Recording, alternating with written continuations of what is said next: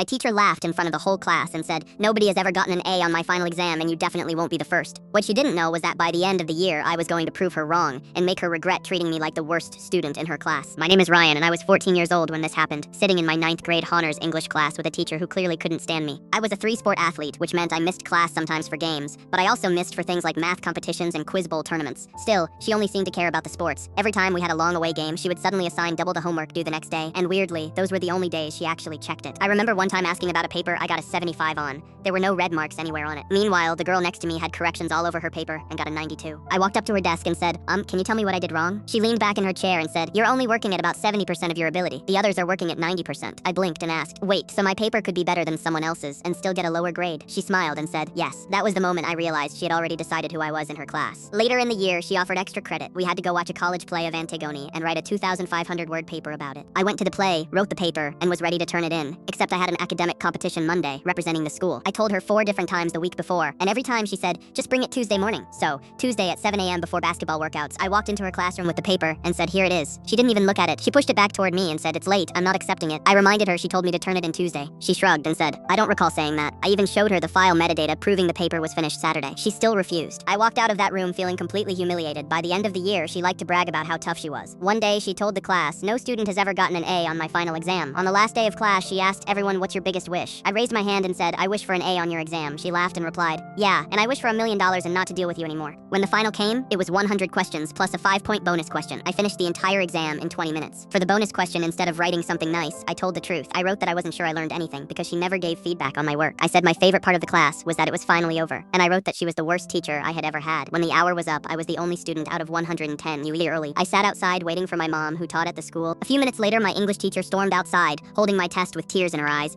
and snapped, "Meet me in the principal's office." Inside the office, she was crying and yelling so hard she could barely speak. After nearly 45 minutes of her complaining and me explaining everything that happened that year, the principal finally asked one simple question: "How much was that question worth?" She sniffed and said, 5 bonus points. He shrugged and said, "Then don't give him the bonus points." That was it. When the grades came back, I had scored a 98 on the exam, missing only 2 questions without the bonus points. It stayed a 98, which was still the highest grade in the entire class. The next highest score was an 81. She later tried one last trick and quietly dropped one of my old assignments by 10 points, which turned my final grade into a 94.4, technically a B at the time. But the next summer, the school switched to a 10-point grading scale, which meant anything over 90 became an A. So, my grade automatically changed. A couple of years later, after more students had problems with her, she was finally fired, and honestly, after everything that happened that year, I still think she earned every bit of it.